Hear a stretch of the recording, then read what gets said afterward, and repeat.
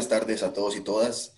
Es un gusto que nos puedan acompañar el día de hoy en el webinar que les traemos desde la coordinación del Clúster de Logística del Caribe y el Ministerio de Ciencia, Tecnología e Innovación. Esto es producto del esfuerzo conjunto del sector público, el sector privado y la academia en un esfuerzo por impulsar competencias de desarrollo en la región, y es una experiencia pues muy rica y muy participativa y colaborativa a lo largo de un año aproximadamente. El tema que les traemos el día de hoy, sin duda, es de suma importancia para los procesos de desarrollo económico que se ejecutan a lo largo de las regiones de nuestro país, como una apuesta de trabajo colaborativo y de cooperación para impulsar la productividad y la competitividad territorial. Se trata, el tema que traemos hoy, sobre clústeres y su importancia en el desarrollo productivo regional. Sin duda es un tema que hemos escuchado en diferentes espacios para el impulso del desarrollo local, y hoy queremos traer una presentación a cargo del doctor don José Manuel Salazar Cirinach, quien tiene una amplísima, diría yo, experiencia en las políticas de desarrollo productivo y con todo el enfoque de clústeres, que es la apuesta que estamos promoviendo en el Caribe. Él nos mostrará cómo los clústeres son un modelo de organización sumamente exitoso para impulsar el desarrollo local territorial. Podemos ver y conocer amplia experiencia a nivel internacional y a nivel nacional sobre esfuerzos en esta índole, que la idea es profundizar hoy un poco sobre cómo se ejecutan, cómo se desarrollan, qué es un clúster y cómo se trata su abordaje y a través de qué medios y qué herramientas. Para proseguir, durante la presentación, si usted tiene preguntas, las puede realizar a través de Zoom en el botón que tenemos de preguntas y respuestas, o quienes nos acompañan por Facebook también pueden realizarnos sus consultas a través de la red social. Antes de empezar con la presentación y la presentación del panelista que tenemos el día de hoy, tendremos unas palabras de parte de la ingeniera Marcela Monge Campos, quien es gestora de innovación del MISIT. Adelante, doña Marcela.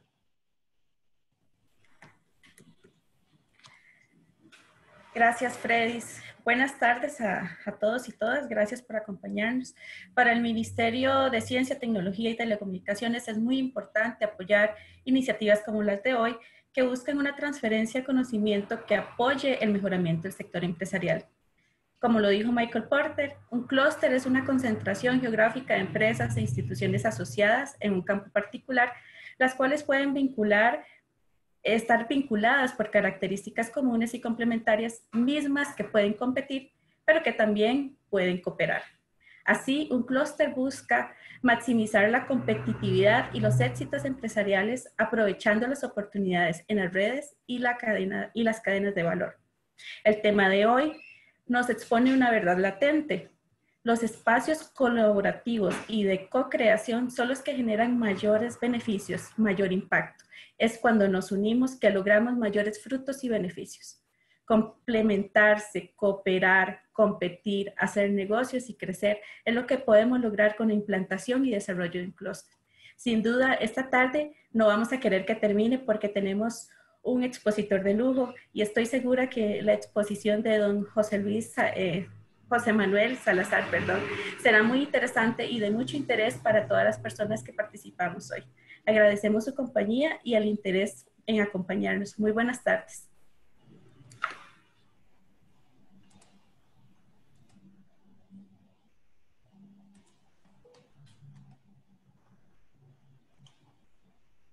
Muchísimas gracias, doña Marcela. Pasaremos de seguido con unas pequeñas palabras también del señor presidente del Clúster de Logística del Caribe, don Dieter Galo Fernández. Adelante, don Dieter. Muy buenas tardes. Como ustedes han hecho un adelanto, ¿verdad?, de lo que va a ser el día de hoy, un webinar bastante importante, bastante interesante, unos temas muy ricos y sobre todo con la exposición magna del señor José Manuel Salazar. quería compartirles a ustedes pues, que los retos que se asumen con mística, esperanza y alto sentido de responsabilidad siempre generan resultados valiosos. Y el clúster de logística del Caribe representa a cabalidad un desafío que con constancia y compromiso de los actores productivos, universitarios y estatales se materializa. Durante alrededor de 3 años, la estrategia de Zona Económica Guatar Caribe ha venido reuniendo en mesas de diálogo y acción distintos actores productivos de la provincia de Limón, en los cuales se busca incentivar productividad, empleo, inversiones y para lo pertinente, dentro de las estrategias de mesas de trabajo se implementan las acciones concernientes a la clusterización de la economía, dentro de la cual el sector de logística se convierte en el primero en conformar un clúster bajo la figura jurídica de asociación, que ha venido desempeñando un trabajo importante en el conocimiento de áreas de mejora del sector, así como elaboración y aplicación de herramientas para apoyo y cooperación técnica en el campo productivo. El acompañamiento del Tecnológico de Costa Rica ha sido esencial para la conformación de este clúster, debido al conocimiento del secretario técnico, que hoy tenemos el honor de tenerlo por acá, don Freddy Fallas, debido al conocimiento también del equipo de comunicación y otras áreas muy importantes del tecnológico que hacen que este proyecto sea una realidad, que permite impulsar un sector que hoy requiere una trascendencia en el quehacer económico costarricense y muy particularmente en la provincia de Limón.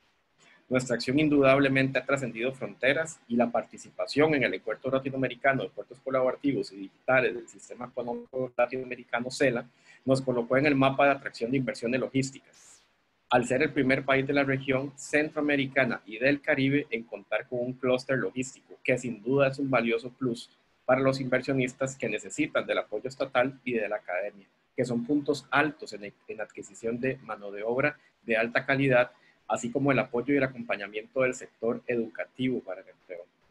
Aún falta mucho por hacer y estamos conscientes que la actividad logística, no solo en Limón, sino que en todo Costa Rica, tiene un antes y un después de la conformación del clúster de logística del Caribe. Somos una organización clave para el desarrollo de oportunidades comerciales, empleo y principalmente encadenamientos productivos, que básicamente es nuestra razón de ser, donde el principal protagonista es el sector privado, que ha generado un valioso impulso en la consecución de metas del sector productivo. Les agradezco mucho este espacio, espero que las personas que estén conectadas puedan disfrutar mucho, ¿verdad? Que puedan aprender bastante, que exploten totalmente a este gran expositor que tenemos aquí, y les dejo a ustedes ahora sí con el señor José Manuel Salazar. Adelante.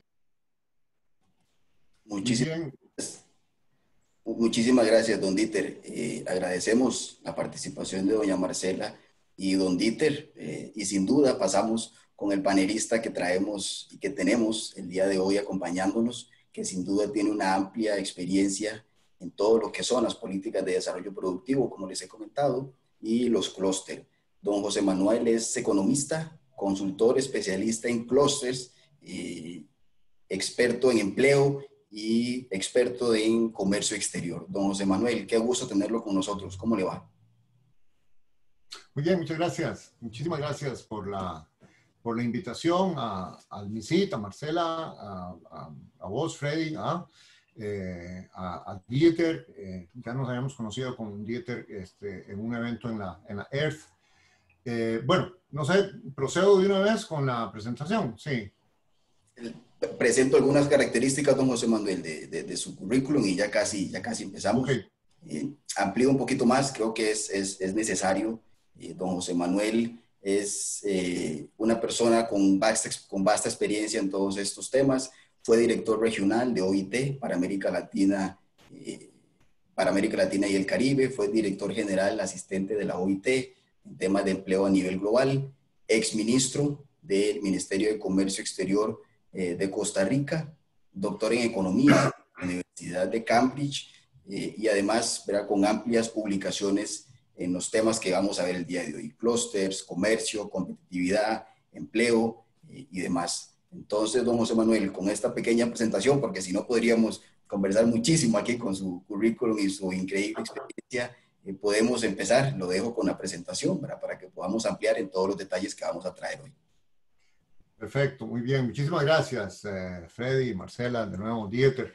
Y es un gusto, un honor poder estar con ustedes compartiendo sobre estos temas tan importantes. Yo soy, digamos, además de la experiencia que citó Freddy, un entusiasta de los clústeres, porque los he visto funcionar muy bien en muchas, cuando se hacen bien, es algo que puede ser sumamente transformacional. Así que muchas gracias a todos los que están conectados, escuchando, y de antemano los felicito y las felicito porque el trabajo en que están involucrados realmente puede transformar mucho y lograr muchas cosas. Bueno, voy a compartir la pantalla para compartir aquí la presentación. Unos segundos, vamos a ver. ¿La pueden ver? ¿Se está viendo? Sí, se ve muy bien, don José Manuel. Perfecto. Bueno, entonces yo le hice un pequeño ajuste ahí al título, pero es el modelo clústeres, su importancia para el desarrollo y la transformación productiva en las regiones. Comenzar diciendo y mostrando este mapa de Costa Rica con algunos de los clústeres que ya están funcionando. En realidad es muy interesante y es motivo, yo creo, de optimismo, sobre todo en medio de esta situación que tenemos, que ya esta labor ha venido funcionando bajo el paraguas, digamos, del Consejo de Desarrollo Territorial. Y bueno, ahí ustedes ven, obviamente son de la región Huetar Atlántica, también hay un clúster de TICs en Huetar Norte, pero hay otros que están incipientes también, y están en la región Pacífico Seco, uno de industrias marinas, de manufactura liviana, de logística, de agroalimentos procesados. Todo es bastante incipiente, pero muy bien. Ya hay gente que se ha venido reuniendo, hay apoyos técnicos, es con el enfoque de triple hélice, etcétera, etcétera. Hay otros, pero no los voy a mostrar en áreas del tiempo, que son los clústeres que se están pensando activar próximamente en otras regiones. Y también creo que es importante señalar, y yo estuve bastante involucrado, Procomer había empezado a liderar junto con CINDE y otros, unos clústeres que por su naturaleza son un poco a nivel nacional, que es el de ciberseguridad. Ese sigue funcionando muy bien. Ahora la Cámara de Industrias un poco asumió el liderazgo, pero bueno, en realidad es las empresas mismas, IBM, Akamai, varias, por lo menos unas 4 o 5 multinacionales que son las tractoras que están jalando ese clúster. Y ni se diga porque ese ya no se había llamado clúster, pero es un clúster en la práctica, digamos, y ha venido funcionando y creciendo. Es nuestro principal producto o conjunto de productos de exportación, que es dispositivos médicos. Y ese está funcionando en una nueva etapa más como clúster. De manera que se viene, digamos, levantando todo esto. Yo lo que quisiera es dividir en unas 5 partes la presentación. Comenzar con un poquito el contexto, que revisemos. Esto es algo que yo creo que ustedes todos lo saben, pero no está de más. Volver a ver el panorama general del país y por qué es que estas políticas son importantes. Luego entrar en lo que son las ideas del nuevo paradigma de las políticas de desarrollo productivo, dentro de lo cual entra este enfoque territorial y estrategias regionales, como lo llaman los europeos, de especialización inteligente. Entonces, repasar un poquito qué es eso, ¿no? ¿Qué es ese concepto? Que me parece muy importante. Luego, entrarle ya a lo que es políticas basadas en clústeres, un poquito de la teoría y de la práctica, un par de cosas y de comentarios sobre clústeres y territorios, y luego concluir con algunos factores de éxito, que es la forma como creo yo, lecciones de hacerlo bien y que tal vez debe evitarse.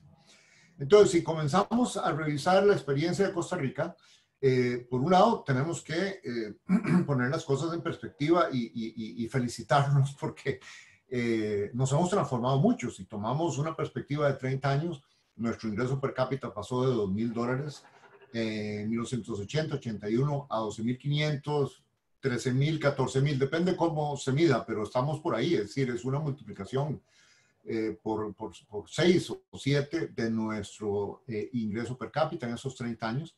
Las exportaciones se multiplicaron por 6. La población, bueno, eso simplemente es el crecimiento natural de la población, pero es un cambio importante. En urbanización, somos uno de los países más urbanizados, en la región más urbanizada del mundo. Pasamos de 50 a 73%, es un enorme cambio estructural. La esperanza de vida de 77 a 80 años, incluso un poquito más ahora.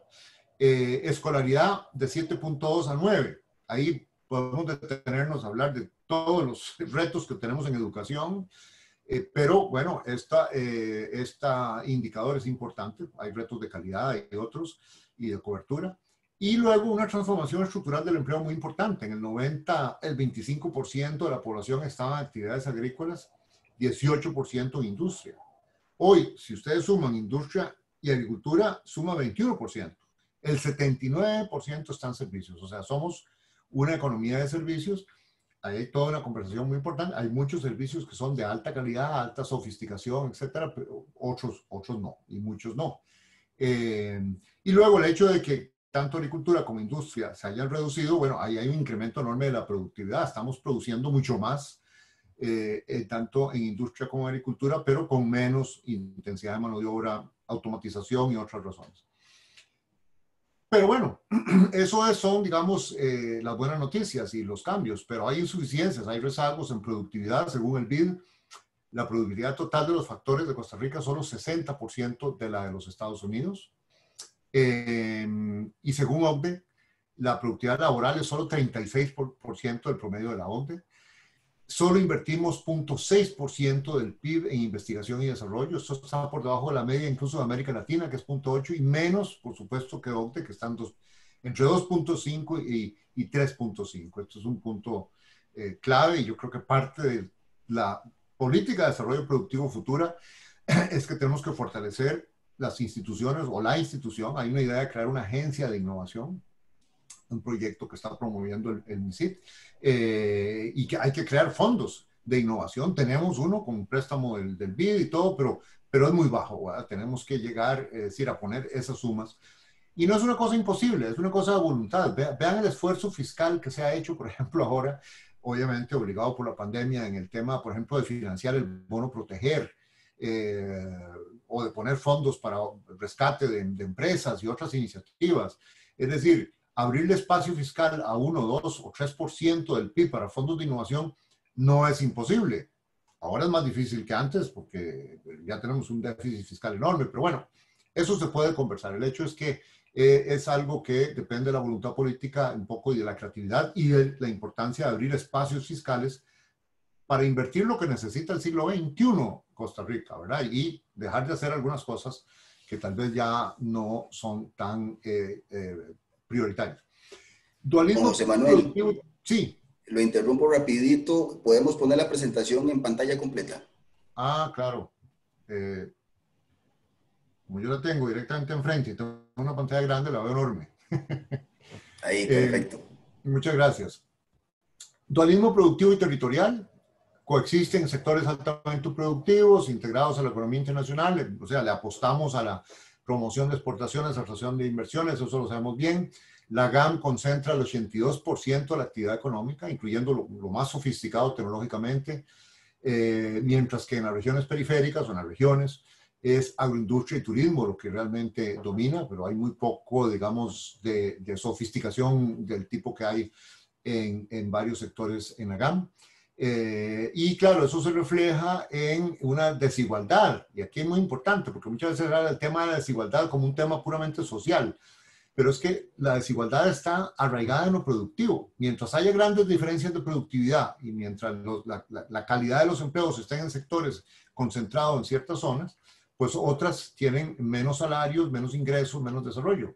Y entonces, en promedio, los hogares rurales percibieron ingresos que fueron 41.5%, esa es la realidad que tenemos, menores que los urbanos, ¿verdad? Entonces, eso es muy importante.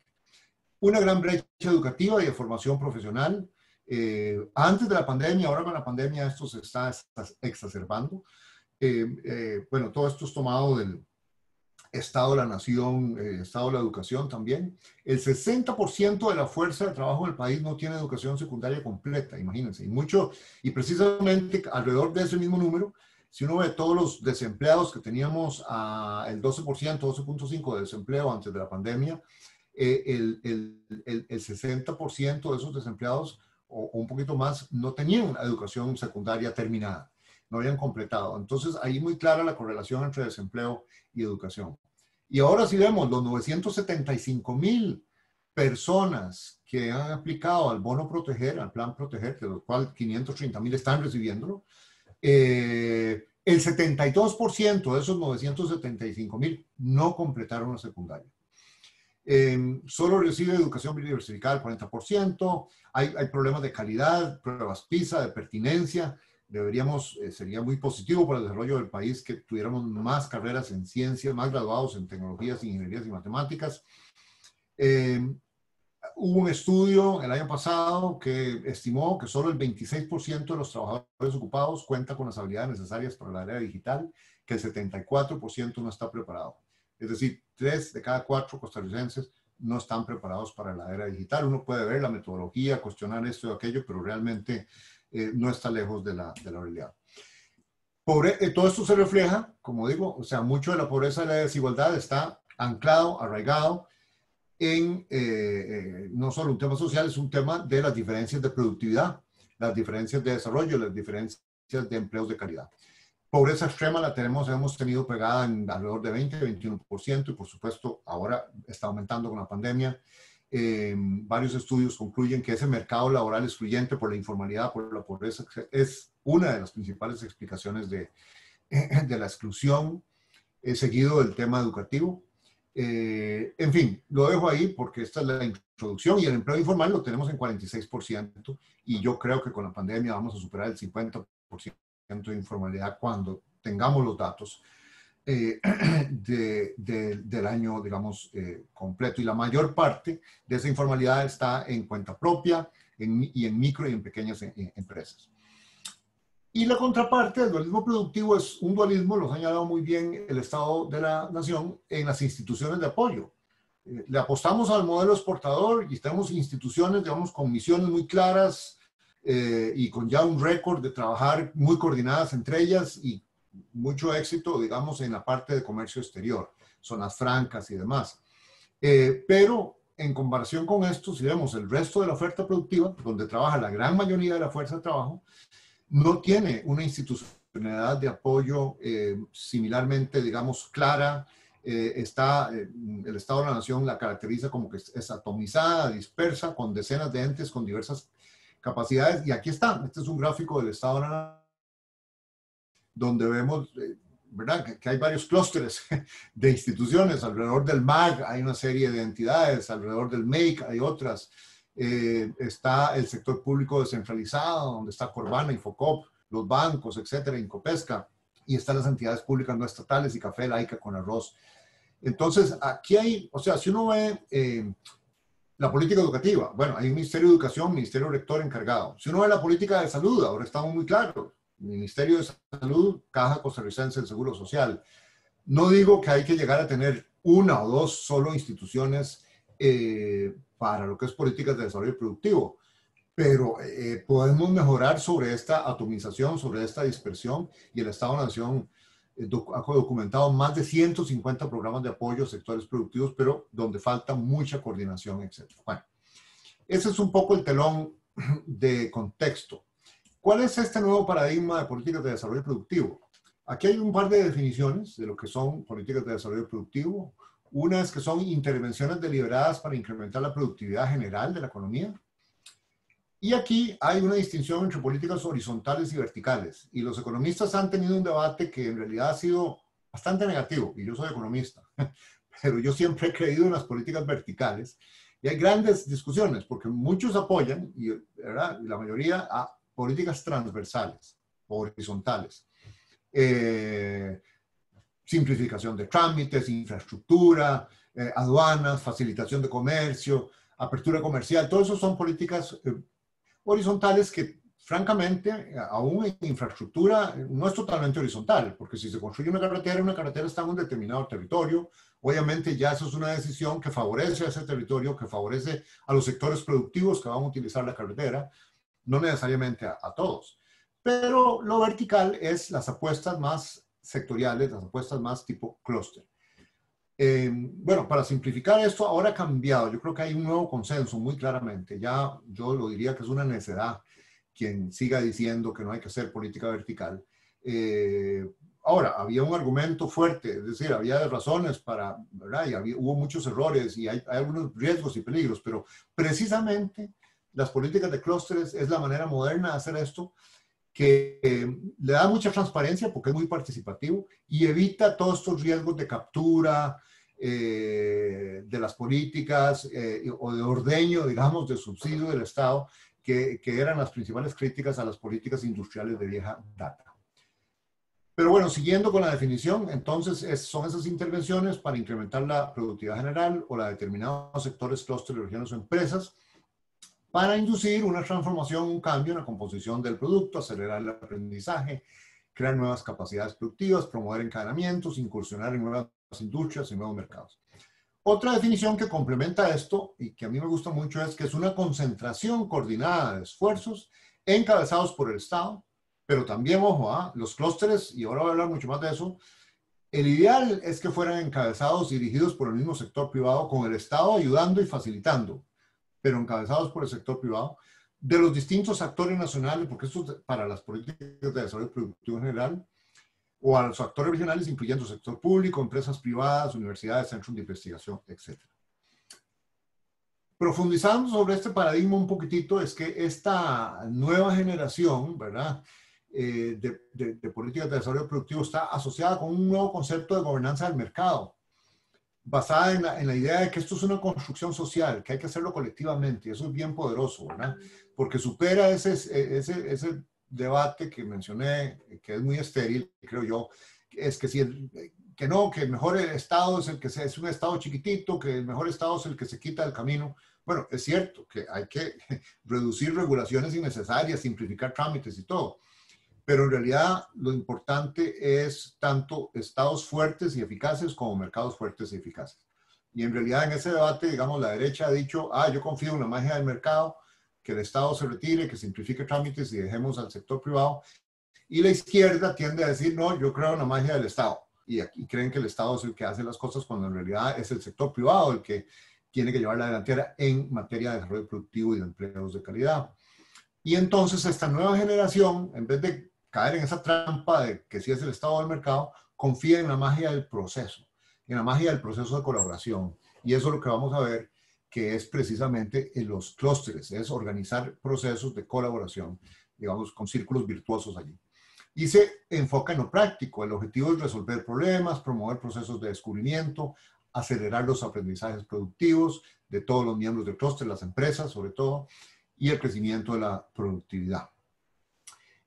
Voy a saltarme un poquito esta última parte porque ganas del tiempo, si hay interés, si hay tiempo al final y quieren como profundizar un poquito más en estos aspectos conceptuales de este nuevo paradigma, nos podemos devolver. Pero para ir aterrizando, veamos un par de comentarios sobre las estrategias regionales, porque en realidad, por un lado están los clúster por clúster, ahora voy a hablar de eso, pero también aquí en el fondo es que se quiere, digamos, cuando uno ve lo que está haciendo el Caribe, la Vuelta Atlántica, la Vuelta al Norte, etcétera, y ya han venido haciendo estrategias regionales. Entonces, ahí hay que responderse una pregunta: ¿para qué? ¿Cuál es la visión para esa región? ¿Cuáles son los objetivos económicos y sociales para la región en general? ¿El qué? ¿Cuáles son las actividades económicas que se quieren promover? Y ahí es donde viene la respuesta de los clústeres, algunos de los cuales ya están priorizados, por lo menos para una primera onda, ¿no?, de esfuerzos de iniciativas clúster. Obviamente es muy importante en esto tener claro cuáles son los activos distintivos de la región, los activos que le definen la ventaja comparativa sobre la cual construir, qué clase de articulación se busca. Y luego el cómo y el por quién, ¿verdad? ¿Cuáles son los actores clave para lo que se quiere promover o conseguir? ¿Mediante qué procesos y mecanismos de gobernanza coordinarlos y activarlos? Y el hecho de que ustedes estén en los clústeres, y yo creo que eso es excelente, que hayamos ya en Costa Rica descubierto, digamos, y visto que el mecanismo de clústeres es uno de los mecanismos de gobernanza y de coordinación que bien usado puede ser tremendamente efectivo. Hay toda una literatura, ¿verdad?, sobre las regiones. Ustedes saben que en Europa hay políticas regionales, incluso dentro de países. El tema del País Vasco. El País Vasco es una región pequeñita dentro de España y dentro de Europa, pero es una de las más competitivas. Son solo 2.5 millones de habitantes. Pero entonces, ¿qué es una agenda de innovación para la transformación económica en un territorio, en una región? A mí me gusta llamarlo, por cierto, reactivación con transformación, sobre todo ahora en la situación de Costa Rica. Yo creo que aquí ya tenemos que dejar de hablar solo de reactivar, por supuesto que hay que reactivar, pero reactivar da la idea nada más se limita a que es volver a como estábamos antes de la pandemia. La verdad que no estábamos tan bien, ¿eh? Teníamos un problema de crecimiento un poco bajo. Claro, no estábamos tan mal como estamos ahora, pero creo que es importante aprovechar la pandemia para promover transformación. A la vez que reactivamos, es reactivando, transformando. Y creo que de nuevo los clústeres dan esa gran oportunidad. Entonces es un doble impulso, reactivación, como ya lo acabo de explicar, cambio de dinamismo, pero también transformar la estructura del sistema productivo de la región. Ahí hay varios tipos de estrategias transformadoras. Una puede ser modernizar lo que ya existe, modernizar los puertos, reconvertir los puertos, construir alrededor de todo eso. Otra puede ser diversificación, es decir, actividades que ya están, pero que son incipientes y que se pueden hacer crecer en algunas regiones de energía eólica, en otras energía de otros tipos, en fin, o otras actividades. También puede plantearse la creación de sectores prácticamente nuevos, biociencias, turismo ecológico. Bueno, ya en muchas regiones, casi todas, tenemos turismo ecológico, pero se puede plantear qué sectores nuevos y también cómo combinar sectores que ya existen para dar lugar a nuevos. Y aquí un ejemplo es, qué sé yo, en Golfito hay una marina, si eso se reactiva, y hay pesca recreativa, y hay reparación de yates, y por ahí, bueno, empieza a surgir, ¿verdad?, toda una visión de actividades conectadas, encadenadas y demás. Y también decir que cuando uno piensa en términos de clústeres, y uno lo ve como John Azúa, que es el padre de la clusterización del País Vasco, él fue una de las personas claves y una vez tuve la oportunidad de que me contara la historia de cómo fue que trajeron a la ciudad de Bilbao al Museo Guggenheim. Incluso tuvieron una discusión con el Ministerio de Cultura del País Vasco, porque el ministro de Cultura decía, no, pero si vamos a hacer un museo, hagámoslo de la cultura vasca. Y yo Azúa le decía, no, pero perdón, mira, es que no has entendido, aquí no se trata, claro, podemos, hay la cultura vasca, caramba, estamos orgullosísimos y tenemos otras cosas, pero aquí se trata de tener un ícono como el Guggenheim, que hay nada más uno en Nueva York, y insertar a Bilbao en esta red de ciudades de alta cultura, y entonces exponemos una cantidad de cosas. Bueno, evidentemente Azúa y otros ganaron el argumento, lograron, se instaló el Guggenheim, y esto es un ícono, y la cantidad de turismo y la modernización de toda la ría y la bahía y la zona del antiguo puerto y toda la ciudad de Bilbao, no sé si ustedes han tenido oportunidad, pero cuando la tengan, es espectacular. Y eso fue ese pensamiento transformacional fuera de la caja. No se trataba nada más de traer un museo, se trataba de pensar en una transformación total de la ciudad y un mercadeo internacional de la localización turística de este lugar, ¿verdad? Bueno, ahora sí, clústeres, teoría y práctica. Entonces, primero, en la práctica, decir que, bueno, hay un boom de políticas de clústeres desde hace unos 20 años. La verdad, yo tengo que actualizar esto del Observatorio Europeo de Clústeres, pero en el Observatorio Europeo ya en el 2010 habían más de 157 programas de desarrollo en 31 países. Por cierto, ya hay 2 libros blancos o handbooks sobre política de clústeres, uno publicado en el 2003, otro en 2013, seguro está por salir el próximo. La Autoridad de Pequeños Negocios en Estados Unidos tenía 56 programas de clústeres. En Japón se usan mucho, pero sobre todo las apuestas de alta tecnología. En América Latina, entre el 2002 y el 2006, el BID financió 17 proyectos de desarrollo de clústeres en 12 países por un total de 237 millones. Y el BID sigue muy dispuesto y digamos, hay una posición institucional de apoyar clústeres y financiarlos cuando ven que hay, digamos, las condiciones para que esta sea una experiencia exitosa. Y bueno, vamos a hablar de la experiencia del País Vasco. ¿Qué es un clúster? A mí me gusta esa foto de ahí arriba porque es muy, ¿verdad? Es algo muy fluido y es de colaboración, y en el fondo es una metáfora excelente de lo que es, ¿verdad? Es una bueno, ya Marcela leyó, mencionó esta definición de Michael Porter. Hay otras definiciones, pero en realidad el concepto es un doble concepto. Aquí más que releer la definición es, o sea, hay clústeres que son clústeres naturales. Y esos son las aglomeraciones de empresas. O sea, yo no voy a mostrar finanzas y todo porque sería muy largo esto, pero Se forman aglomeraciones naturales de empresas por varias razones. Bueno, si en una región es muy óptima para banano, bueno, pues se convierte en zona bananera por razones naturales. Si una región es muy buena por la minería, se hace un hueco y sale zinc y cobre, pues bueno, en Chile y Perú tiene clústeres de cobre y de otras cosas y tiene industria minera. Si una es muy buena para piña, pues desarrolla la piña. Pero lo que pasa es que para lo que es industria y para lo que es ya algo basado en el talento humano, industrias del conocimiento, ¿verdad? O sea, ¿por qué hay un clúster de dispositivos médicos que produce más de 3.000 millones de dólares de exportación? Bueno, comenzó con una primera empresa, Baxter, que vino en 1987, que luego otras descubrieron y luego una gran labor de atracción y de promoción, de ir resolviendo cuellos de botellas. En el 2012 no había empresas que esterilizaran y eso era un gran cuello de botella y entonces Cinde se movió y trabajó en empresas de esterilización y ya con eso exportábamos producto final ya empaquetado, listo para ser utilizado en los hospitales. Bueno, ha habido toda una labor de ir resolviendo las cosas, ¿verdad? Pero entonces, de nuevo, hay aglomeraciones de empresas que se forman porque hay ventajas, economías de escala, recursos humanos comunes, economías como las cooperativas que pueden comprar en conjunto, que pueden mercadearse en conjunto. Y lo bueno es cuando entra una iniciativa clúster. La iniciativa clúster es ya cuando hay, digamos, no una mano invisible que solo las empresas por interés se unieron, sino que hay una labor de gobierno, de autoridades locales, de autoridades del gobierno central, de las universidades, en donde entonces ya la iniciativa clúster es la mano invisible de todos colaborando para lograr objetivos. Y eso potencia y eso acelera. Se usa esto para potenciar precisamente el modelo de triple hélice, que yo creo que ustedes están todos bien, digamos, familiarizados con esta idea. Pero aquí es a nivel del clúster. Cuando decimos universidades, aquí no estamos hablando de traer al decano ni al rector. Lo que estamos es hablando de la gente técnica, de investigación, de innovación, de capacitación de la universidad relevante para el clúster. Si es de logística, bueno, serán los ingenieros respectivos para los proyectos de logística. Si es agroalimentario, bueno, es para los laboratorios fitosanitarios o lo que se requiera, las pruebas. Si es metalmecánico, de nuevo, son laboratorios para las pruebas de los materiales. Ese tipo de sector académico es al nivel del clúster, pues esto es un tema micro, ¿no? Y bueno, entidades de gobierno relevantes también y por supuesto las empresas es clave. Aquí está esta diferencia entre lo que es una iniciativa clúster y una organización clúster. Una iniciativa clúster como definición, ahí hay una que tiene el Cluster Initiative Green Book 2.0, el del 2013 que mencionaba antes. Y es, por cierto, dijo que era el libro blanco, no, es el libro verde más bien, de iniciativas clusters.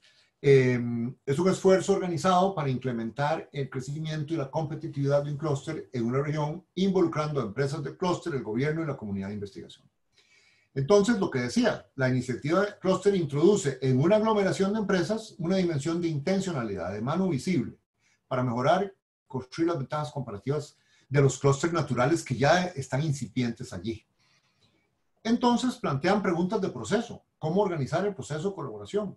Recuerden aquello de la magia del proceso y de gobernanza, que están ausentes en el concepto de clúster como simple aglomeración, digamos, automática. Porque se requiere un proceso institucional, formal o informal, mejor informal al principio y formalizarlo cuando sea necesario y oportuno, para facilitar esa coordinación privada-privada, público-privada y pública-pública, y de esa forma acelerar todos los beneficios potenciales. Entonces, yo soy muy partidario de que las iniciativas clúster arranquen informales y arranquen, claro, hay que tener un mínimo de gobernanza, hay que tener un comité ejecutivo inicial, tener claras cuáles son las empresas. Ojalá, el ideal es que haya una, dos o tres, las empresas tractoras, las empresas líderes, las grandes, que se matriculen con esto, que participan y que jalen. O una cámara muy activa, ¿verdad? Hay varias formas institucionales aquí.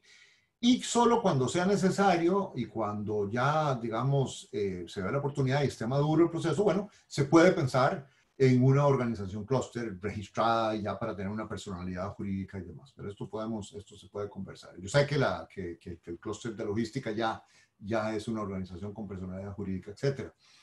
Si uno ve de nuevo el Cluster Initiative Green Book 2.0, entonces para chequear aquí un momentito cómo estoy con el tiempo, ok.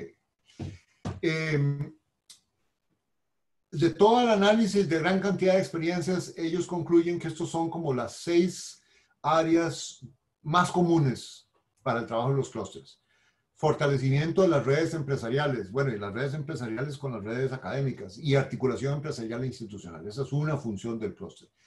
Otra función, desarrollo de los recursos humanos, todo el tema del talento humano, del cierre de brechas, de qué especialidades tenemos y cómo el centro de formación vocacional o la universidad o el tecnológico las produce y en fin, todo ese tema.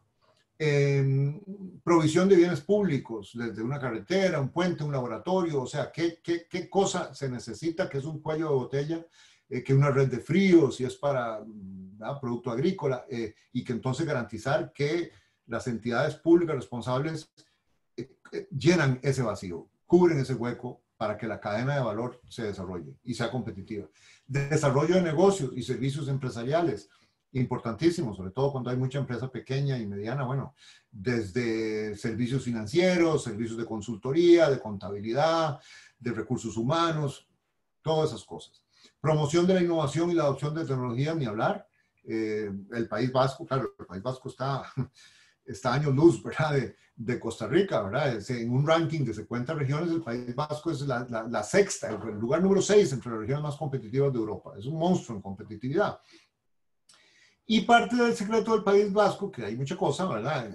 Es que, claro, ellos tienen el ecosistema al que pueden recurrir, es un ecosistema de innovación poderosísimo, porque hay fondos de innovación en España, pero ellos pueden recurrir a los fondos de innovación de la Comunidad Económica Europea, de la Unión Europea.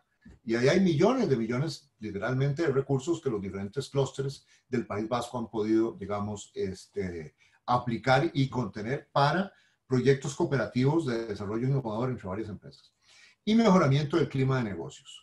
Todo esto con vistas a resultados de competitividad, de crecimiento, de innovación, de productividad y de empleo.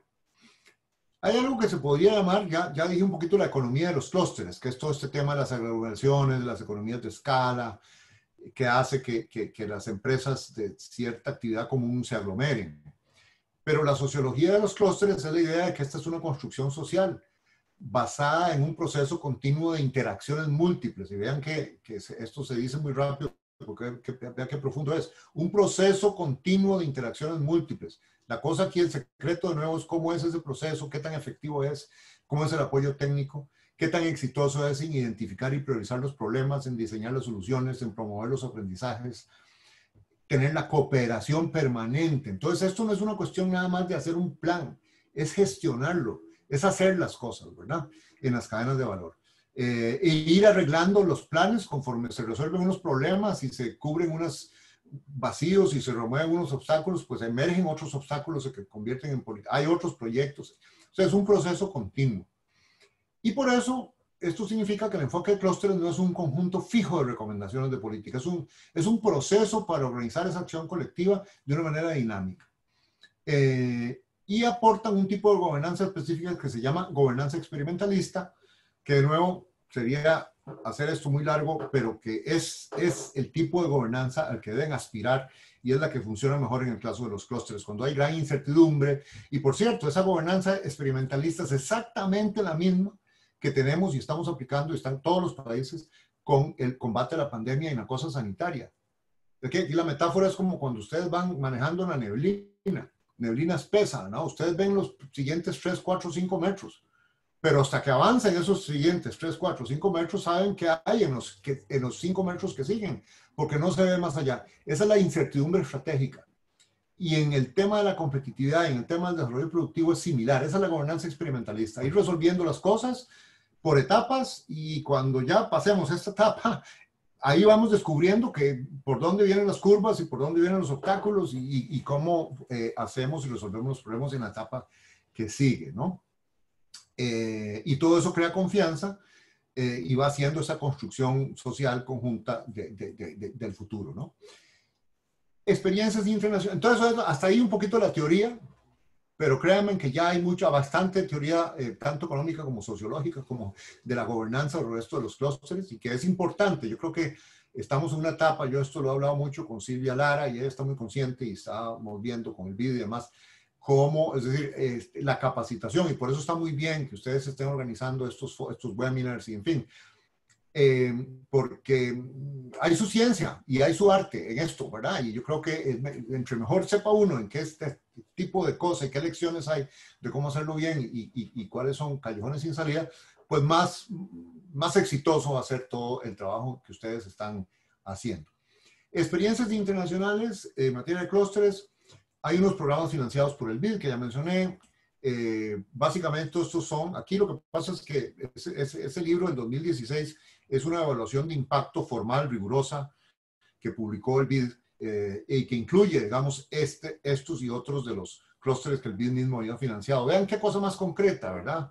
UAS en Atacama, Chile, educación e innovación en la región del Bío en Chile, aguacates en Valparaíso, calzado en una región de Brasil, turismo en Uruguay, arándanos en Uruguay. Entonces, eso es lo que son los clústeres. Son cosas súper concretas de productos o conjuntos de productos muy específicos. Tecnología en Bariloche, etcétera. Cerámica en Tambaú, Brasil. Todos estos son proyectos que el BID le metió plata importante y que hay una evaluación rigurosa ahí. Cuando yo estuve en la OIT como director regional en Lima, Perú, del 15 hasta el 18, uno de los programas de investigación que impulsé y que logramos y fue me satisface decir, muy útil para muchos, ¿verdad? Hicimos muchos seminarios sobre esto y todo. Es sobre políticas de desarrollo productivo. Se publicaron esos 3 libritos, uno para Argentina, otro para Uruguay, otro para México, que se discutieron. Y cada uno de estos son los clústeres que lo hicimos como casos de Harvard, ¿no? Con los actores. Fueron equipos de consultores a entrevistar los actores para construir las historias, cómo fue que se desarrolló, las etapas, el papel de cada uno, los obstáculos, el papel del sector privado, de la academia, de las empresas, del sector público, y entonces está maquinaria agrícola, frutos frescos en Patagonia, etcétera, en Argentina, y estos en Uruguay y esos en México. Un aprendizaje importante, y ahora la OIT está haciendo algunos cursos y demás, no, pues quedó ahí una base de conocimiento muy importante. Yo diría que ahora de las experiencias más poderosas en materia de clústeres es esto de Bogotá región. Bogotá región es como el 40-45% del PIB de toda Colombia, o sea que es la mitad de Colombia casi, ¿no? Y ahí hay 17 iniciativas clústeres. Esto es muy interesante porque ahí lo está liderando y coordinando directamente la Cámara de Comercio de Bogotá. Las cámaras de comercio en Colombia tienen mucho dinero porque tienen un canon desde hace muchos años, entonces, digamos, plata no les falta y tienen muchas funciones. Y entonces ellos se trajeron a una persona muy dinámica, un gran experto en tema de clústeres, Marcos Ginas. Marcos fue por 5 o 6 años el director de la Comisión de Competitividad de Colombia. Y hace unos 5 o 6 años a la vez se fue a la Cámara de Comercio de Bogotá y comenzaron toda esta actividad que ahora ha crecido ya a 17 clústeres con enorme actividad. Imagínense que si uno suma toda la gente que está involucrada en estos 17 clústeres, no como empleados, o sea, están los gestores de los clústeres que trabajan para la Cámara de Comercio porque son el apoyo técnico, pero digamos los representantes de las universidades, de las empresas, del sector público, o sea, hay 5,000 personas involucradas en esta maquinita, ¿verdad? Porque son máquinas de trabajo que son cada clúster, porque cada clúster hace grupos de trabajo, etcétera, etcétera, ¿verdad? Por cierto, en el País Vasco hay 3,000 personas, ¿verdad? Pero el País Vasco son solo 2.5 millones de personas, Bogotá es mucho más grande. Entonces ahí está todo lo que ellos llaman economía naranja, el clúster de comunicación gráfica, el clúster de prendas de vestir, de gastronomía, de música, de cuero, calzado, marroquinería, joyería y besutería, de industrias creativas. Servicios empresariales, el clúster de turismo de negocios y de eventos, el de software y tecnología de información, el de servicios financieros, el de logística. Está lo que llaman ciudad-región sostenible, de energía eléctrica, de construcción, que son más transversales, pero fundamentales para la competitividad.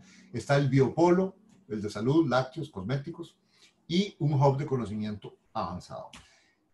Y vean qué interesante, porque una de las funciones de los clústeres, o sea, ya vimos que hay varias, articulación, esto, aquello, pero es promover la colaboración privada y público-privada. Y mucho de la colaboración es identificar proyectos que son útiles para el clúster. Vean ahí, por ejemplo, que en los clústeres de economía naranja, y esto es como hace un año y medio, el proyecto de Innovalab, el proyecto del área de desarrollo naranja Distrito Bronx, el proyecto para el ecosistema de innovación TICS, el Centro de Materiales Innovadores, la nueva Cinemateca Distrital, el diseño de la Smart Town.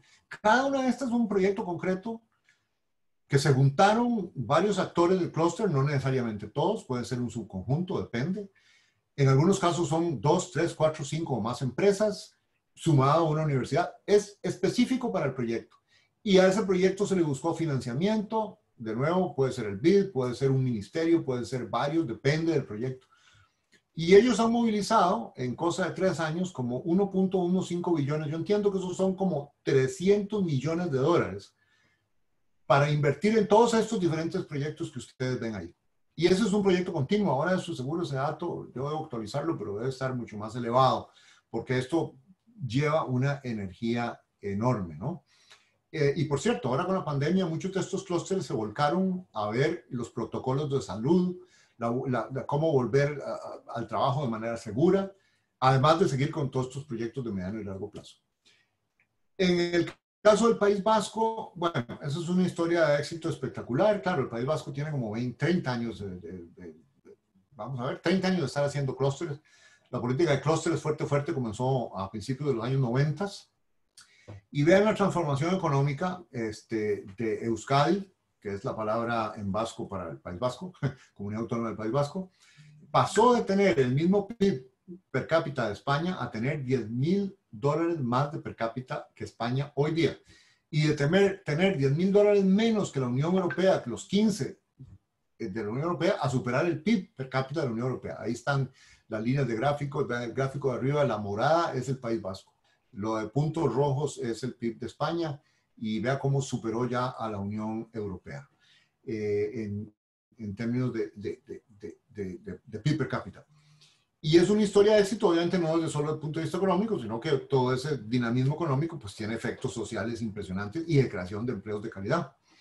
Y la política de clústeres no es lo único, ¿verdad? Han tenido políticas industriales en general, de innovación, de ciencia y tecnología, de educación, de formación vocacional, que son ejemplares, pero los clústeres han sido como el motorcito central, ¿verdad? Y el 65% del PIB del País Vasco está clusterizado.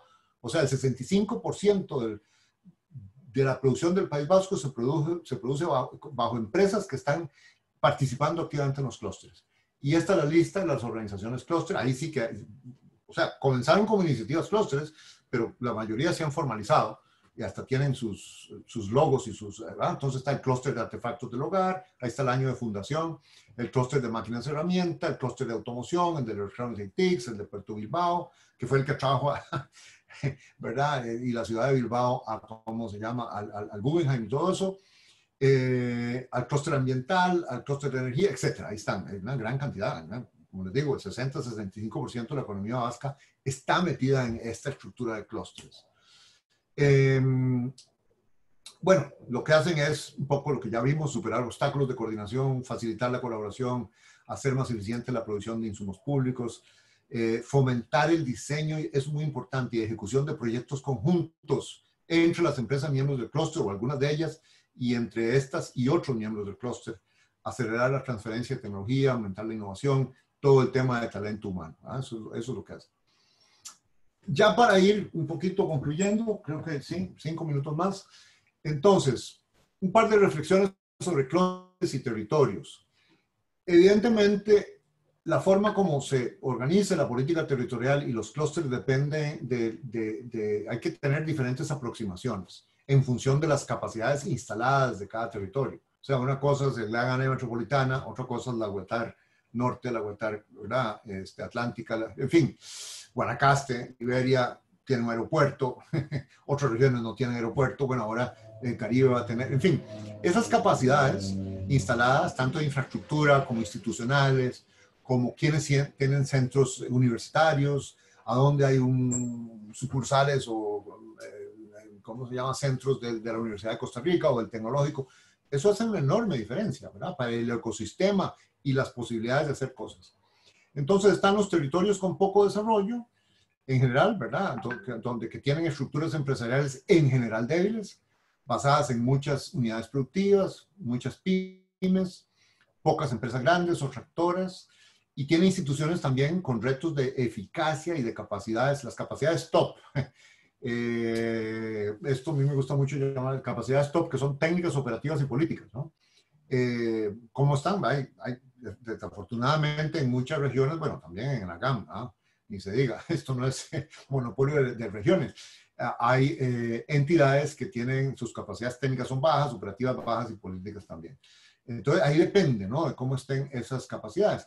Y luego están los territorios competitivos que tienen un entorno de negocio maduro en todo sentido, una infraestructura mucho más desarrollada, e instituciones también, la calidad institucional, también con capacidades técnicas, operativas y políticas mayores. Entonces, el foco cambia. El foco, digamos, en una región con poco desarrollo, para hacer los clústeres y para hacer el desarrollo territorial, bueno, hay que pensar mucho más en construir esas capacidades que no existen, ¿verdad? O que son débiles, de las instituciones, porque al final las instituciones son las que promueven. No es lo mismo en una región pretender hacer, no sé, cualquier clúster de TICs o lo que sea, y que no haya un centro del Instituto Tecnológico, ni de ninguna universidad privada. Es decir, ahí lo primero es que se tiene que instalar a alguien, ¿no?, para los recursos humanos. Lo mismo que carreteras, lo mismo que otras cosas. El foco en una región de poco desarrollo también es elevar niveles de integración y articulación de los negocios, para un acceso más competitivo, los servicios empresariales, etcétera. Y también un cambio cultural, porque generalmente son regiones, depende, ¿verdad?, cuál es la cultura de los agricultores, incluso para un clúster, digamos, agrícola, agronegocios. Esa es una dificultad en los distritos de riego. Los distritos de riego requieren unas disciplinas, ustedes saben, enormes, ¿verdad? No es lo mismo, es decir, hay que estar abriendo, cerrando, es una cuestión de agricultura de precisión, y eso es un cambio cultural de la misma gente que trabaja en las fincas, etcétera. Bueno, eso es un poco la reflexión lógica, digamos, de sentido común en cuanto a las diferencias de las capacidades en las diferentes regiones. Y lo otro, también de sentido común, pero muy importante, es el tema del poder político y la política. Porque, bueno, de alguna manera, los procesos de colaboración, todo esto pasa por los agentes políticos, porque la política es la que está ahí en las instituciones locales. Y bueno, ahí hay una realidad, esto no es un comentario sobre nadie, esto es naturaleza humana, que generalmente las instituciones existentes y los políticos que están a cargo tienden a privilegiar la continuidad de las políticas y las instituciones creadas, ¿verdad? Eso es naturaleza humana. Es decir, todo el mundo trata de defender lo que está, cuando no es peor que está en la zona de confort, y cualquier cosa de cambio acelerado es una amenaza para esa persona, ¿verdad? Entonces, bueno, eso hay que tomarlo en cuenta. Hay que vencer inercias, hay que vencer zonas de confort. Y el ideal aquí un papel del liderazgo. Son líderes que lleguen a las instituciones a querer cambiar las cosas, ¿verdad?, a hacer cosas, no a situarse ahí, a recibir un buen salario y están en una zona de confort y no me molesten con esas cosas. O alguien muy necio que quiere hacer las cosas a su manera y no está dispuesto a trabajar más en equipo, etcétera, etcétera. Hay que reconocer que no hay un gobierno monolítico, hay múltiples agencias, departamentos, ministerios que influyen, y parte de cómo coordinar todo esto es clave. Y el éxito del clúster, si se hace bien, y por eso es que hacer, es que vaya muy energizado y dirigido por el mismo sector privado, porque así la gente, no se trata de resolver todo, pero se trata de resolver la lista de problemas priorizados, bien enfocado en ese subconjunto de cosas, ¿verdad? Porque a veces si se hace un plan demasiado ambicioso, con todo metido, el que pretende cambiar todo no cambia nada. Entonces, mejor comenzar menos ambicioso. Se necesita una estructura de coordinación, capacidades de ejecución. De nuevo, volvemos al tema de las capacidades top, y vea que no, son técnicas, son operativas y son políticas. Van las tres. Si no están alineadas las tres, digamos, llamemos eso la cadena de valor. Es la cadena de valor de las capacidades. Se aplica a cualquiera, ¿no? Y si un eslabón de esa cadena no está funcionando, o lo operativo, o lo técnico, o lo político, bueno, y posiblemente hay que meter lo financiero, porque estas cosas no son gratis, pues ahí las cosas no caminan, ¿verdad? Y con esto concluyo. Entonces, hablando estrictamente de lo que son clústeres, algunos factores de éxito.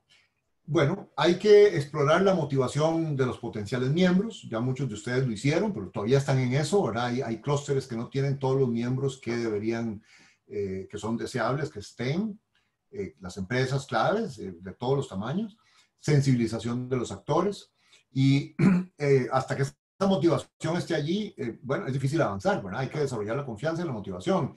Incluso en casos extremos, aunque digamos una agencia de gobierno, un ministerio, una universidad, alguien quiera, bueno, caramba, aquí hay este clúster, pero si van, tocan las puertas, hablan con los empresarios y sistemáticamente las puertas se cierran y no está la motivación, bueno, decir, bueno, no, no están las condiciones, no están las estrellas alineadas, dejemos esa iniciativa, vamos donde hay empresarios que sí quieran, ¿verdad?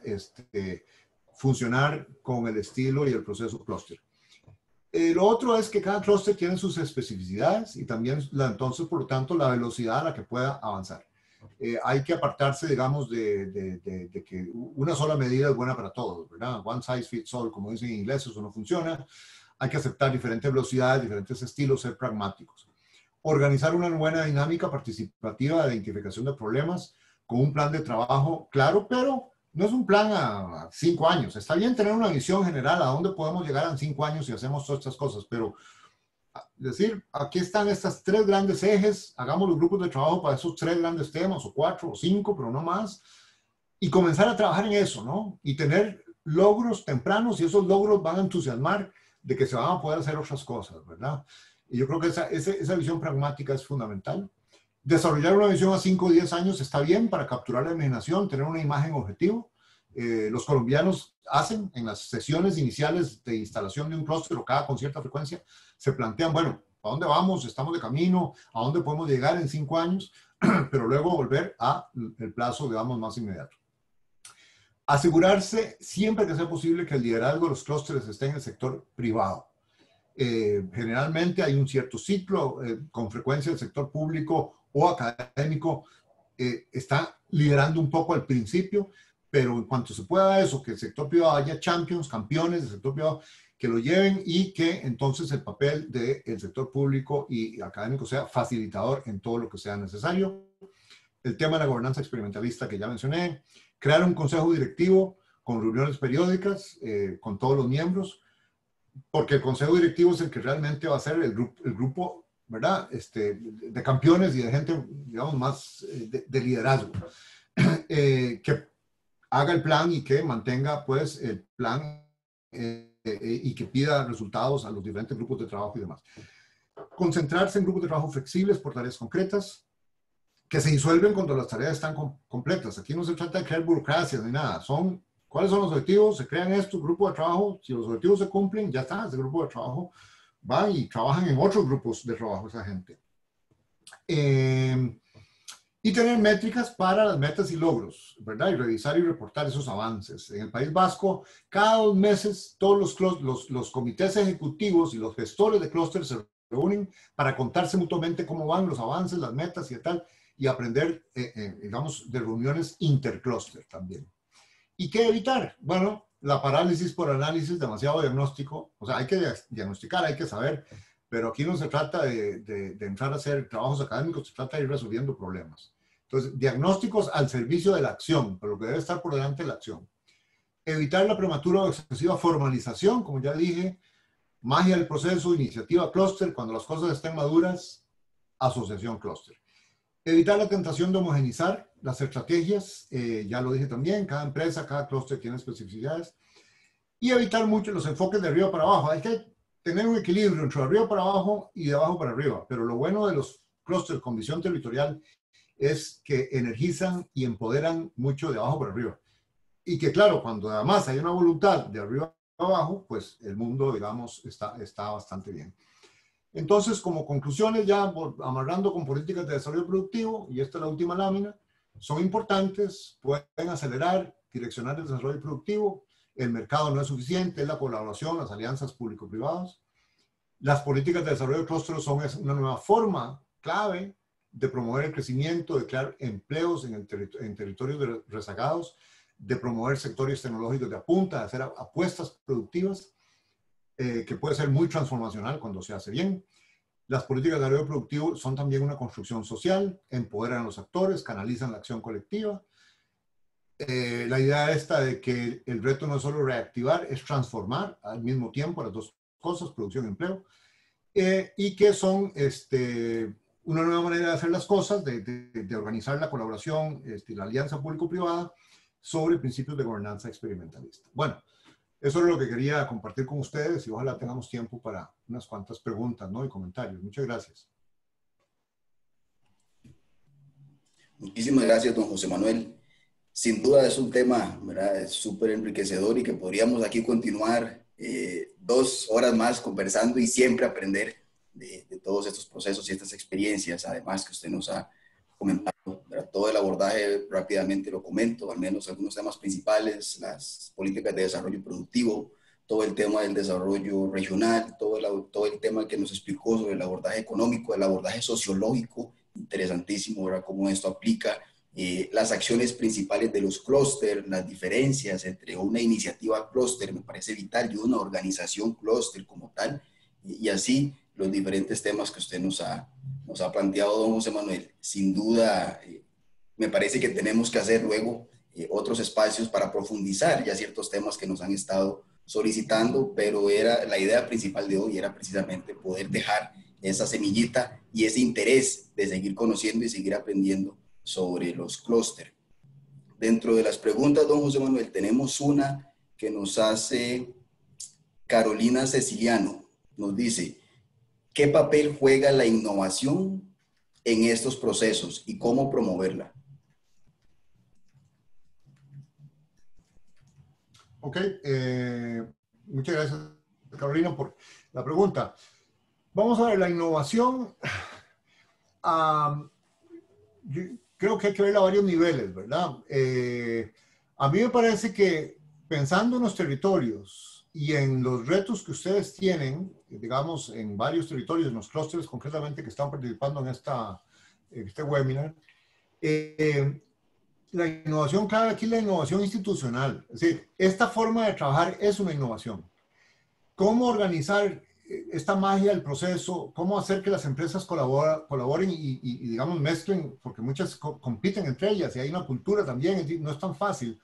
Eso es una innovación. Que las universidades se sienten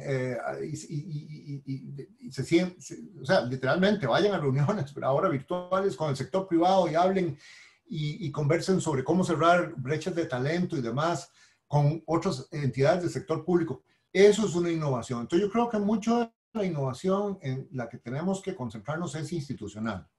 Porque cuando se habla de innovación, claro, generalmente y la literatura está llena de la innovación que es el research and development, la innovación y el desarrollo y las inversiones en investigación. Bueno, eso es muy importante.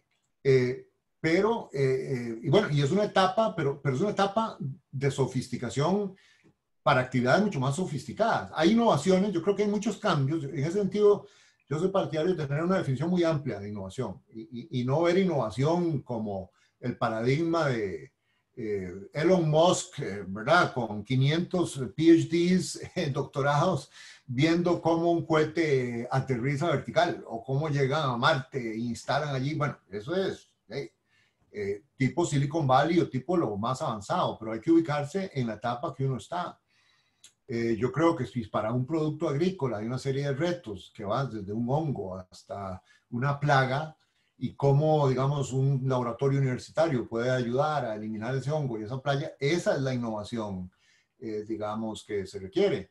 En algunos otros casos son innovaciones, bueno, como ya vemos aquí, el clorito picado, ¿no? Con unos sueros, cosas que tal vez hasta se puedan patentar contra algo. Bueno, eso es un grado mucho más sofisticado de innovación, pero la innovación de alta tecnología es algo caro, sofisticado. Yo creo que como país debemos avanzar hacia eso. Creo que es algo que debemos plantear, digamos, en dispositivos médicos. Sería muy bueno que ya en dispositivos médicos pudiéramos atraer, pero aún ahí hay dudas de que tengamos suficientes doctorados, porque es que ese tipo de innovación requiere doctorados y doctorados con experiencias internacionales. Por eso los chinos han mandado miles de chinos a las mejores universidades europeas y norteamericanas, porque es parte de la apuesta china y saben que no tienen la tecnología ni la van a desarrollar solos a menos que la aprendan de Occidente. Bueno, y ya han tenido esa tecnología a mucho lado. Entonces, la innovación va desde esa cosa que son apuestas sofisticadísimas, que yo creo que Costa Rica tiene algunos nichos en donde deberíamos hacer esas apuestas, pero eso pasa por mandar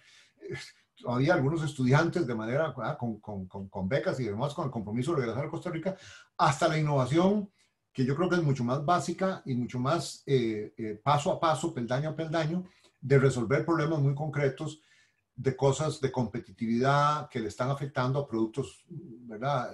Y procesos en los clústeres estos que estamos tratando de echar a andar. Y la innovación institucional y social en toma de decisiones que tanta falta nos hace, porque la aceleración de todas estas cosas depende de que realmente innovemos y tengamos procesos de decisión y de colaboración súper eficientes. Muchísimas gracias, don José Manuel. Tenemos una segunda pregunta de Dave Nelson, igual a través de la plataforma Zoom, que en resumen nos consulta cómo el clúster puede incidir a cambiar el modelo logístico actual que está concentrado principalmente en el gran área metropolitana. ¿Cómo esta iniciativa clúster podría apoyar esa transición de la logística concentrada en el área metropolitana y llevarla a la región, como es el Caribe, donde tiene el puerto y todas las herramientas para desarrollarlo? Claro, qué interesante la pregunta, me parece muy importante, porque yo creo que cuando hablamos de estos clústeres, que hay unos clústeres en el Caribe, otros clústeres en, bueno, las diferentes regiones, en el Pacífico Seco y tal, claro que eso arranca de una energía local, pero yo creo que hay que pensar desde el principio, o sea, ahora vivimos en una economía globalizada. Yo creo que la dimensión de internacionalización, si es pensar en Centroamérica, pensar en todo el país, o sea, que ustedes estén organizando estos clústeres en el Caribe, no significa que es para pensar nada más en las oportunidades de mercado del Caribe o las cosas solo del Caribe. O sea, pensar en clústeres es pensar estratégicamente. Y mucho del pensamiento estratégico, por ejemplo, turismo, Caribe, Limón, cruceros. Entonces ustedes tienen que entender cómo se comporta la industria de los cruceros. Bueno, cómo se comportaba antes. Yo no sé si va a subsistir a la pandemia, pues seguro que sí va a subsistir, pero con muchas dificultades, ¿verdad? Y bien difíciles, como la de las, ¿verdad? Aeropuertos y aerolíneas y tal. O sea, hay unas que están quebrando, hay otras que están no quebrando porque están recibiendo billones, pues están siendo rescatadas por gobiernos de países desarrollados. Pero creo que, vean eso, si pensar en, digamos, huetar Atlántico, es pensar, bueno, ahora, después de la pandemia, con la pandemia, ¿qué pasa con el aeropuerto, el puerto, el turismo, los cruceros, y todo eso, la logística, ¿verdad? Y hay que pensar, ¿verdad? Entonces, en términos globales, internacionales, porque mucho de la apuesta y mucho de las posibilidades, vean a Guanacaste, mucho de lo que ha desarrollado Guanacaste, el aeropuerto, Liberia, los vuelos que llegan directamente de países desarrollados, que van directo a los hoteles, a los desarrollos. Bueno, ese tipo de pensamiento hay que tener en el Caribe.